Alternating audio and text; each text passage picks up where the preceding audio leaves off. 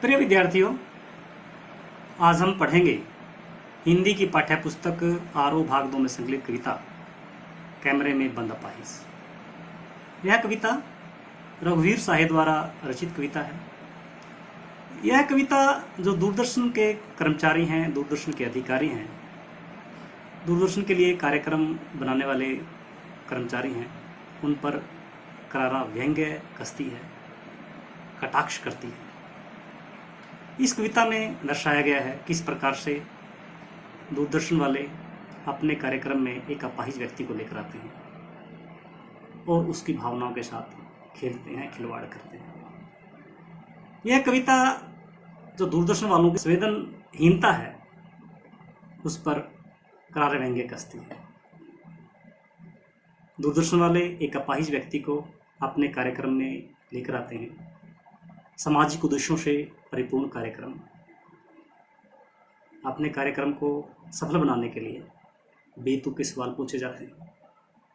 उससे उसके अपाहिज होने का कारण पूछा जाता है। यह पूछा जाता है कि वह अपाहिज होकर दुखी तो नहीं है। इस प्रकार से इस कविता में दूरदर्शन वालों की संवेदनहीनता को दर्शाया गया है। आइए कविता देखते हैं। कैमरे में बंद अपाहिज, जिसके कवि हैं रघुवीर साहे। हम दूरदर्शन पर बोलेंगे, हम समर्थ शक्तिवान, हम एक दुर्बल को लाएंगे एक बंद कमरे में। कार्यक्रम की जब शूटिंग प्रारंभ होती है तो दूरदर्शन वाले अपने आप को कहते हैं कि हम समर्थ हैं, सबसे शक्तिशाली हैं। हम एक व्यक्ति को कैमरे के सामने लेकर आएंगे और बंद कमरे में उस कार्यक्रम की शूटिंग होगी। जो दूरदर्शन के अधिकारी हैं वो दर्शकों के सामने जब कार्यक्रम प्रस्तुत करते हैं तो वो घमंड से कहते हैं कि हम सबसे शक्तिशाली हैं, हम अत्यंत ही योग्य हैं और समर्थ हैं, हमारे अंदर सामर्थ्य है।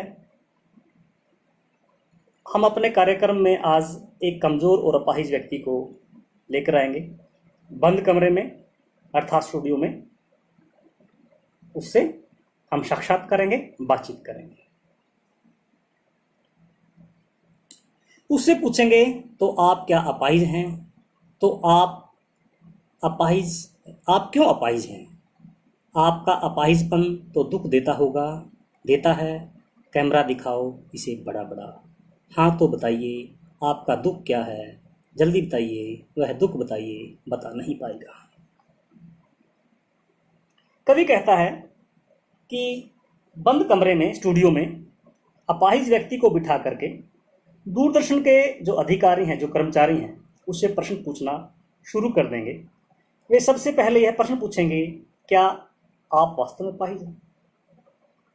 उनका अगला प्रश्न होगा, आप अपाहिज क्यों हैं? क्या इस अपाहिजपन के कारण कोई दुख या पीड़ा होती है? इसी बीच दूरदर्शन का जो अधिकारी है, जो निर्देशक है, वह कैमरामैन को इशारे से कहेगा कि इस व्यक्ति की विकलांगता को बड़ा बड़ा करके क्लोजअप में दिखाए। वह व्यक्ति कुछ नहीं बता पाएगा तो दोबारा से उससे पूछा जाएगा कि अपाहिज होकर आपको कैसा लगता है? क्या आप अपाहिज हैं? वह जल्दी बताइए, वह दुख बताइए, बता नहीं पाएगा। उससे एक बार फिर पूछा जाता है कि आप अपना दुख बताइए, अपने दुख के बारे में जल्दी बताइए। कवि कहता है कि वह अपनी पीड़ा व दुख को नहीं बता पाएगा। सोचिए, बताइए आपको अपाहिज होकर कैसा लगता है? कैसा यानी कैसा लगता है? हम खुद इशारे से बताएंगे कि ऐसा। क्या ऐसा? सोचिए, बताइए, थोड़ी कोशिश करिए, यह अवसर खो देंगे। आप जानते हैं कि कार्यक्रम रोचक बनाने के वास्ते हम पूछ कर उसको रुला देंगे, इंतजार करते हैं। आप भी उसके रो पड़ने का करते हैं, यह प्रश्न नहीं पूछा जाएगा। अपाहिज व्यक्ति से जो साक्षात्कार लेने वाला व्यक्ति है वह बार बार पूछेगा कि बताइए, सोचकर बताइए, आपको अपाहिज होकर कैसा लगता है। अपाहिज व्यक्ति ज़्यादा क्रोधने पर भी यह नहीं बता पाएगा कि वह दुखी क्यों है, उसका दुख कितना अधिक है। दूरदर्शन वाले बार बार उससे प्रश्न पूछेंगे, वह बेकार के प्रश्नों का उत्तर नहीं दे पाएगा। तब उससे कहेंगे आप सोचो और फिर हमें बताओ, अपाहिज होने पर आपको क्या अनुभव होता है, अर्थात आपको कैसा लगता है। दूरदर्शन के जो कर्मचारी हैं, जो दूरदर्शन के अधिकारी हैं, वो उसको इशारा करते हैं, संकेत करते हैं, उत्तर देने के लिए कहते हैं कि आप बताइए, आपको इस प्रकार का लगता है। आपको दुख होता होगा, परंतु जो अपाहिज व्यक्ति है वह जवाब नहीं दे पाता। वह उससे आग्रह करते हैं कि दोबारा से सोचकर बताइए, आपको दुख कैसा होता है।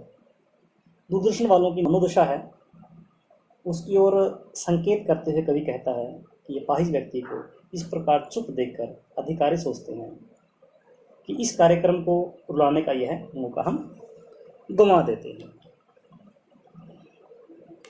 जो दर्शक हैं वो भी जानते हैं कि इस कार्यक्रम को रोचक बनाने के लिए दूरदर्शन वाले अनेक प्रकार के बेतुके प्रश्न पूछते हैं। उनका उद्देश्य जो अपाहिज है उसको भी रुलाना है और जो आप दर्शक हैं उनको भी रुलाना है। जो दूरदर्शन वाले अधिकारी हैं वह इंतजार करते हैं दर्शक के रोने का और जो उनके सामने बैठा है अपाहिज उसके रो पड़ने का। क्योंकि जो दूरदर्शन के अधिकारी हैं उनका उद्देश्य यह है कि अपने कार्यक्रम को अधिक से अधिक सफल बनाया जाए। संवेदनहीन व्यक्ति दूरदर्शन वाले किस प्रकार से अपाहिज व्यक्ति की जो विकलांगता है उसके साथ खेल रहे हैं, उसकी भावनाओं के साथ खेल रहे हैं, उसके साथ एक भद्दा मजाक कर रहे हैं, उसकी भावनाओं को बार बार कुरेद रहे हैं। फिर हम पर्दे पर दिखलाएंगे फूली हुई आंख की एक बड़ी तस्वीर, वह बड़ी तस्वीर और उसके होठों पर एक कसमसाहट। आशा है आप उसे उसकी अपंगता की पीड़ा मानेंगे और एक और कोशिश दर्शक धीरज रखिए, देखिए हमें दोनों एक संग रुलाने हैं। हम पर्दे पर दिखलाएंगे फूली हुई आंख की एक बड़ी तस्वीर। दूरदर्शन वाले जो पर्दा है, स्क्रीन है, उस पर उस व्यक्ति की फूली हुई आंख की तस्वीर दिखाएंगे ताकि उस आंख को देख करके आपके मन में, दर्शकों के मन में पीड़ा जागृत हो कि किस प्रकार से वह व्यक्ति दुख भोग रहा है। अपाहिज व्यक्ति के होठ कसमसा रहे हैं, उन होठों के अंदर बेचैनी है। उसकी फूली हुई आंख और उसके होठों की जो बेचैनी है उसको देख करके दर्शकों को रुलाने का प्रयास किया जाता है। एक और कोशिश दर्शक धीरज रखिए, देखिए हम दोनों एक संग रुलाने हैं। दूरदर्शन में जो साक्षात्कार लेने वाला व्यक्ति है वह कहता है एक और कोशिश करते हैं, जो कैमरे के सामने अपाहिज बैठा है उसको रुलाने की और जो दर्शक हैं उनको रुलाने की, क्योंकि उनका उद्देश्य कार्यक्रम को अधिक रुचिकर बनाना है। जो अपाहिज व्यक्ति है उसकी समस्याओं को दर्शाना नहीं है, उसकी पीड़ा को दर्शाना नहीं है। इसलिए अपने कार्यक्रम को अधिक रोचक बनाने के लिए वो इस प्रकार के हथकंडे अपना रहे हैं।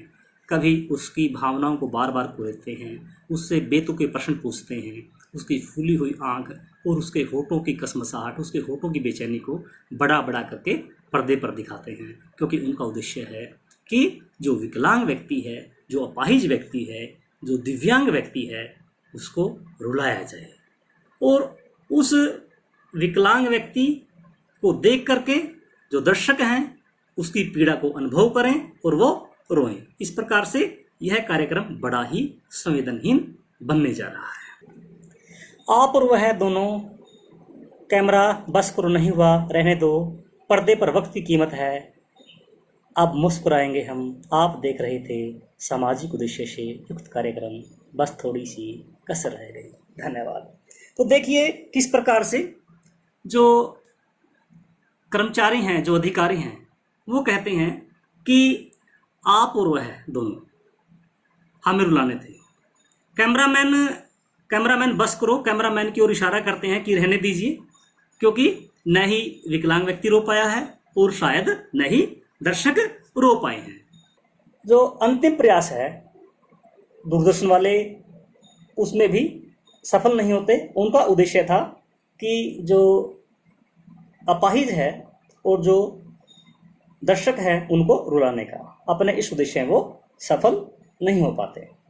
अब वो अपने असली रूप में आते हैं। कैमरे को पीछे जो कार्यक्रम का निर्देशक है कैमरामैन को आदेश देता है कि अब बहुत प्रयास हो चुके हैं, यदि वह अपाहिज व्यक्ति नहीं रोता है उसे रहने दो, हमारे लिए केवल समय ही कीमती है, इस समय तो हमें दूसरा कार्यक्रम प्रसारित करना होगा, क्योंकि जो कार्यक्रम है उसके लिए कुछ निर्धारित समय होता है। अब कैमरा बंद कीजिए। उसके बाद उद्घोषक आपकी स्क्रीन पर आता है मुस्कुराते हुए।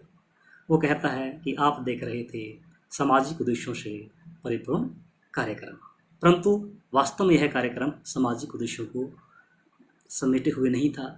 यह कार्यक्रम एक करूर कार्यक्रम बन जाता है, क्योंकि एक अपाहिज व्यक्ति की भावनाओं के साथ खिलवाड़ किया जाता है, किस प्रकार उसकी संवेदनाओं के साथ खेला जाता है। अब बात करते हैं हम कैमरे में बंद अपाहिज कविता के काव्य सौंदर्य की। इस कविता में जो दूरदर्शन के अधिकारी हैं उनकी संवेदनहीनता को दर्शाया गया है। वे किस प्रकार से अपने कार्यक्रम को रुचिकर बनाने के लिए जो विकलांग व्यक्ति है, जो दिव्यांग व्यक्ति है, उसकी भावनाओं के साथ खिलवाड़ करते हैं। यह कार्यक्रम एक करूर कार्यक्रम बन जाता है। अब हम बात करते हैं शिल्प सौंदर्य की।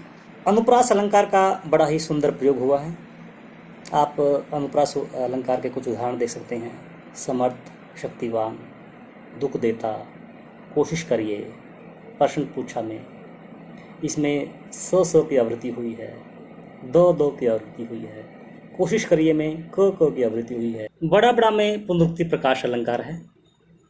प्रश्न अलंकार भी इस कविता में प्रयुक्त हुआ है। इस कविता में जो नया प्रयोग है, कोष्ठक का नूतन प्रयोग हुआ है। कोष्ठकों के प्रयोग से कविता बड़ी ही प्रभावशाली बन पड़ी है। शांत रस व करुण रस का सुंदर परिपाक हुआ है। प्रसाद गुण है। कविता आत्मपरक शैली में लिखी गई है। वर्णात्मक और मनोविश्लेषण शैली के भी कहीं कहीं दर्शन होते हैं। अभिधा व लक्षणा शब्द शक्ति प्रयुक्त हुई है। तत्सम तद्भव शब्दों का प्रयोग हुआ है। जो भाषा है वह सहज सरल व भावानुकूल है। वर्णात्मक, मनोविश्लेषणात्मक व आत्मपरक शैली प्रयुक्त हुई है। मुहावरों का सुंदर एवं सार्थक प्रयोग हुआ है। धीरज रखना, बस करना, ये मुहावरे इस कविता में आए हैं। यदि हम छंद की बात करें, यह कविता छंद मुक्त कविता है। जो मात्रा है, जो वर्ण है, उनकी संख्या और उनका प्रयोग का किस प्रकार से प्रयोग किया जाए, इन नियमों की ओर कोई ध्यान नहीं दिया गया है। तो यदि छंद की बात करें तो इसमें हुआ ऐतुकांत मुक्तक छंद। इस प्रकार से कैमरे में बंद अपाहिज कविता में हमने देखा कि दूरदर्शन वाले जो व्यक्ति हैं, अधिकारी हैं, वो अपने कार्यक्रम को किस प्रकार से अधिक रोचक और सफल बनाने के हथकंडे अपनाते हैं। तो आज के लिए इतना ही काफ़ी। बहुत बहुत धन्यवाद। नए विषय के साथ जल्दी मिलते हैं।